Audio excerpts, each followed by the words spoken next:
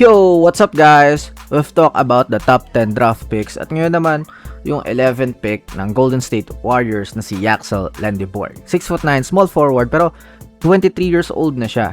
Nag-average sa college ng 15.1 points, 6.8 rebounds at 3.2 assists, shooting 37% from the 3-point distance.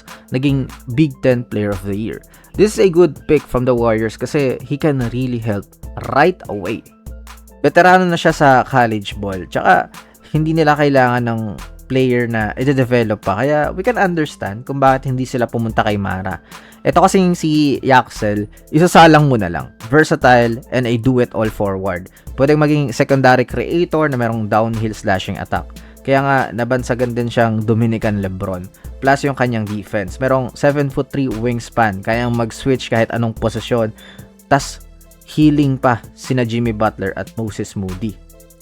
For me, magandang fit si Yaxel sa Warriors. Pwede siyang magsilbing bagong connector beside sa isang elite veteran tulad ni Draymond Green.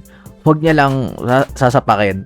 Yaxel can also be a guy sa dunker spot, tipong mga role ni Kuminga before, pagsabay si Green at si Curry.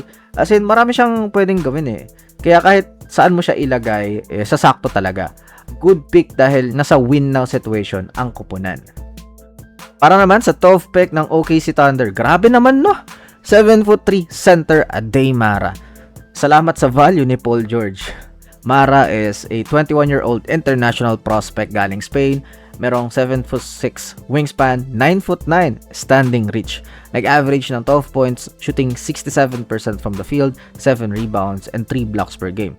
Yung playstyle niya is mainly maging defensive anchor sa paint but can also finish inside the rim. Ang question lang talaga dito is paano yung minuto ng mga big ba nila? May Chet at Hartenstein sila. Dumagdag pa si Mara. Paano na lang kaya si Jalen Williams? Maybe yung Wemby effect ng playoffs kaya nila ito kinuha. Mainly maging stopper. Grabe, tatlong 7-footers sa OKC.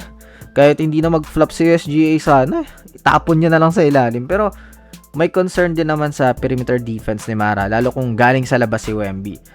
Pero getting a guy like this, grabe naman, Thunder. Meron pa palang Thomas Sorber yung Thunder, yung kanilang 15th pick last draft kaso may ACL at wala sa kanyang rookie season. Sobrang crowded ng center position ng team na to. Ano kaya yung plano nila kay Thomas? Basta kasi makapick na lang tong Thunder ngayon no? Kasi halos wala na silang kailangan sa team. They are complete in the next 5 years to be competitive. Ang gagawin na nga lang ng Thunder is mag-cost cutting na lang sila kapag may tumaas yung sahod tulad din na Jalen Williams at Chet Holmgren. Kaya may possibility yung mga trades kay Hartenstein.